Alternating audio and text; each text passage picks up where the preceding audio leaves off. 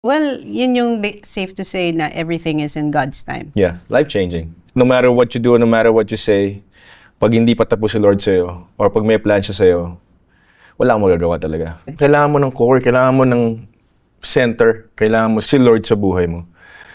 Diba? And that's when I felt na parang yung sa dekada 70 kasi, when I got the awards, doon yung turning point ng buhay ko. Sabi ko parang, ang empty pala ng pakiramdam, parang pag wala kang Diyos sa buhay mo.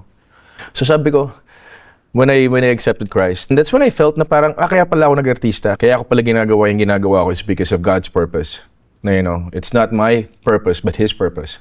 So ever since then, sabi ko, I always ask Him, guide me, guide me. You know, if this is your will, then I'll stay, even after starting over again.